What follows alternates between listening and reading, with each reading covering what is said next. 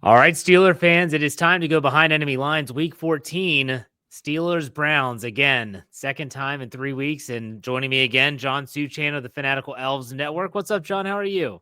Oh, couldn't be better on this afternoon as we get ready for the another rival game between us Yeah. Brownies and you Steelers. Well, and you go back 2 weeks ago, Thursday Night Football, we spoke, and I did not expect that snowstorm to happen. I mean, lake effect snow is a real thing, and we saw that in Buffalo as well this past week. But you guys seem to be riding this wave of momentum on offense that I wanted to talk with you about. You made enough plays in that snowstorm to win the game against the Steelers. You put up a lot of offense, and Jerry Jeudy has been fantastic so far down the stretch. But I want to start with Jameis Winston. Jameis Winston, you wrote an article for fansfirstsports.com which said that you think Jameis Winston should be the quarterback for the Browns in the future. How do you envision that going? Uh, well, it's going to depend on a lot of factors. I know watching the Browns play the Broncos the other night, they were talking a little bit about that on the Monday night broadcast, Troy Aikman and such. I think, Winston's he's a guy that could be picked up by another team. Obviously, he's having a really good group of games right now. He's showing his greatness, but he's also showing what he can do that can be really, really bad, throwing a couple of interceptions the other night. No, I think, everybody this week in Cleveland is talking just about, what we don't want to go back to is what we had with Deshaun Watson. So, I like Winston's energy. We all like his leadership. He is definitely a character. He's one that people like to pay attention to. Even those of you who aren't Browns fans, you pay attention to Jameis Winston because he does bring a lot of energy, positivity, says a lot of wild and crazy things. You're just not quite sure what he's going to say next. So, yeah.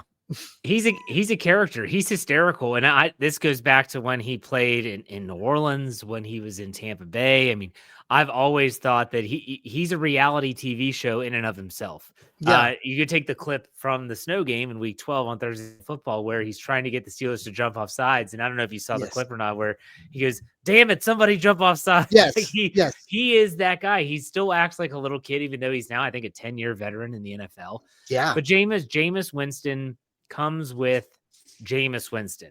And when I say that, I mean, like, you get the good and you get the bad. And that was on full display on Monday Night Football, where he throws for over 400 yards, but also has two back-breaking mistakes that equate in pick sixes for the Denver Broncos.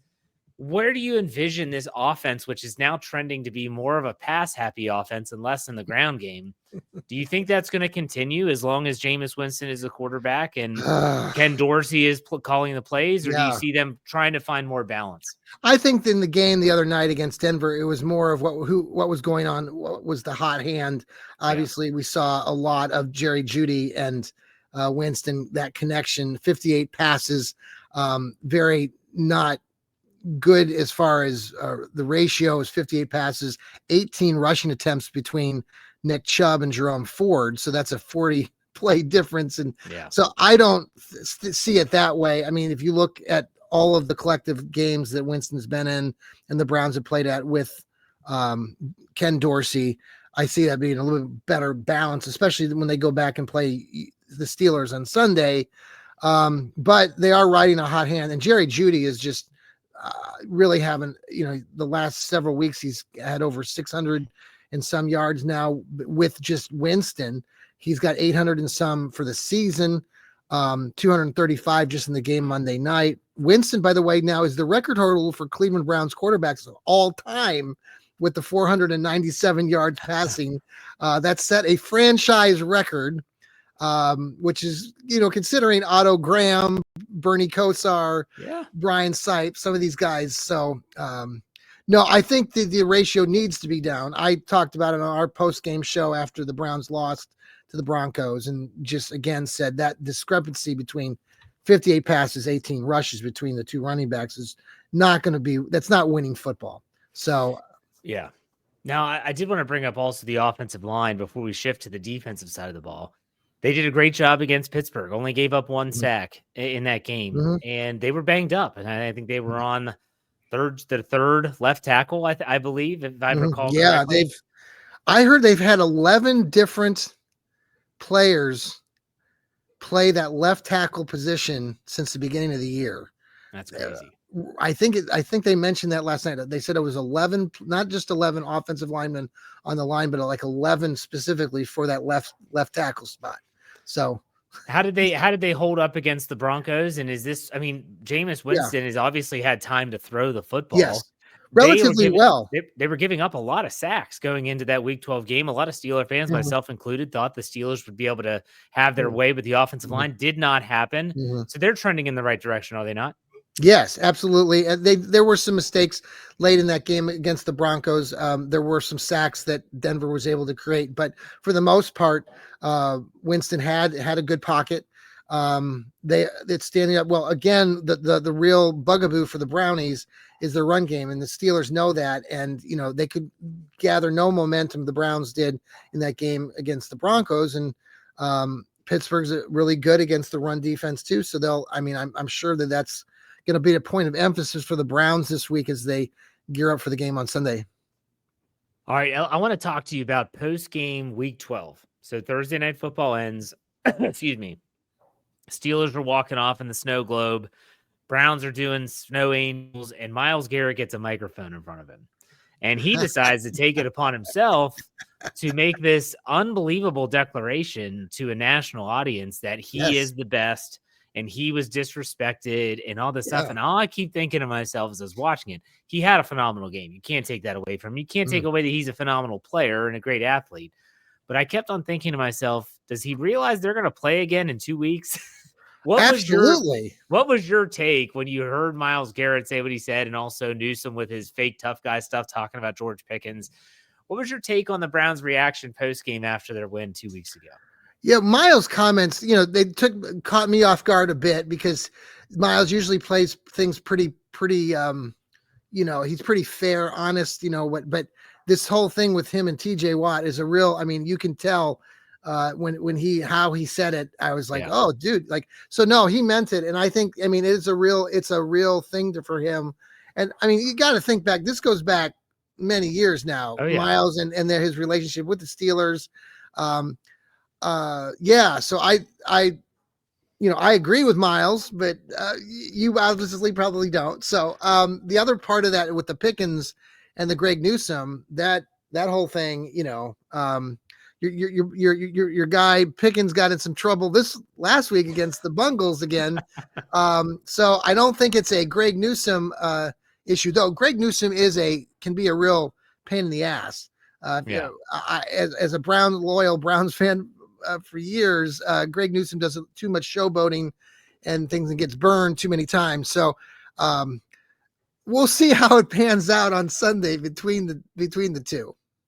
Well, let's talk about that. And this is a game which I think that if you were to ask any fan of any team after the Week 12 game, what do you expect to see in Week 14 when the Browns go to Pittsburgh and play the Steelers? And most would probably say they would expect a low-scoring defensive affair. And that might happen. But now you have the Jameis Winston-led Browns, which are scoring more points. The Steelers are coming off of a performance where Russell Wilson threw for over 400 yards and tallied over 40 points himself. Now, 7 of those were as a defensive score, but nonetheless still over 37 points to be exact, the offense put up last week against Cincinnati. Do you think this could be a shootout in the making in Pittsburgh on Sunday? So my initial take after the post game last night for us, I initially said that all the things that you kind of mentioned, and I think that the Browns are, after what they did in Denver, will be like toasted by your Steelers because they put so much time and energy into trying to beat Denver. So my initial take was that Pittsburgh could run it, off the charts, continue their momentum with Russell Wilson and everybody else, and it could be very lopsided in your favor. But then, you say all this, and it's the AFC North, and I imagine it could be like a 15-12 final score, either team. Pick it. Less than 30 points scored, just because it'll be the opposite of what everyone is predicting. So I'm going to wait, until right before Sunday to make that call. But That's fair. yeah. That's fair. I do want to ask you about the injury situation coming out of Monday Night Football. Were the Browns dealing with any injuries? Are they getting any players back? Did they lose any players in that game? What's the injury situation look like for Cleveland? Trying to think. Denzel Ward got dinged up a little bit. He's had a little bit of an issue with his calf. He ran off. If he came back in, I would suspect that he'll be ready. He had a really good, solid performance, had an interception, had a deflection that then caused an interception for Greg Newsome, an interception. So Denzel Ward, I fully expect him to, he'll be a participant. Jedrick Wills, our left tackle, still continues to be out. I don't think he'll be back this season. Trying to think if there was anybody else that got dinged up. There weren't too many injuries of note. Grant Delpit went out, looked like on our secondary, might have gotten concussed. I haven't heard anything since Monday night's game. Yeah, it's going to be interesting. The Steelers should get Alex Highsmith back. That's the expectation for them this week, and outside linebacker, so they'll have their full allotment of pass rushers in this game. But the Steelers are a relatively healthy team, knock on wood, for this late in the season. And this is a game the Steelers have to have. When you think about the rest of their schedule, they still have to play Baltimore again, Philadelphia, Kansas City. This is a tough stretch, and this is a game the Steelers have to have. And I think the Browns know that. But before I let you go, when we're recording this, it hasn't aired yet. But are you going to be someone that tunes into the Hard Knocks series that is getting ready to start, or are you someone that says, I'm not watching that garbage? It's not garbage. Well, one, I don't have access to HBO or whatever, so I would say I will not be watching it. But I have caught a couple clips. It was funny. They talked. They showed the quarterback Winston talking to the grounds crew guy over at the training camp. I don't know if you caught that, but that was kind of So I mean, if I can see it, I'll pay attention to it. Yep. Yeah, I know there's a lot of people that say, I'm not dealing with it. I know Mike Tomlin's not a fan of it. He was asked on Tuesday at his press conference, are you going to watch? And he said, absolutely not. No, he doesn't have any interest. Well, no, and the thing is, here's my stance on it. It's entertainment. Yeah. We're here to be entertained. People follow sports because they like entertainment. Yes. It's just someone going and seeing a bunch of concerts or going and seeing movies. We just spend our time once a week watching 4 hours of football and maybe more depending on who you like. Yeah. And so I'm not going to be distracted. I'm not the one preparing for a game on Sunday. As long as it doesn't distract the Steelers, me watching has no bearing on it whatsoever. I'm all for it. I'm excited for it. Mike Tomlin is...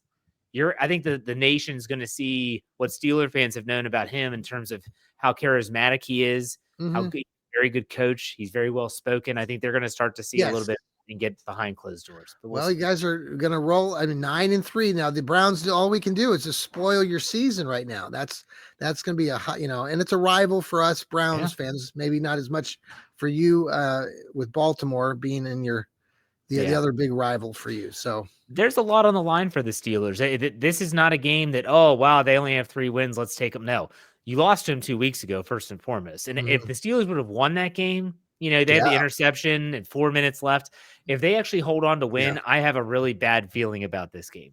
I actually like the fact that they lost the last time. I think they're going to be super focused. They know they've got to have this game.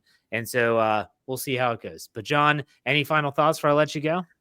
Thank you for having me. It'll be looking forward to a good battle. If you're a Steeler fan, I know you probably don't want to listen to us Fanatical Elfz, but tune in to us if you want to hear some counter arguments. A lot of great colleagues over there at our podcasting crew. All right. And John, thank you very much. I appreciate your time as always. Yes. I don't think we'll be talking again this year, but I'm sure we'll talk this offseason. So take it easy.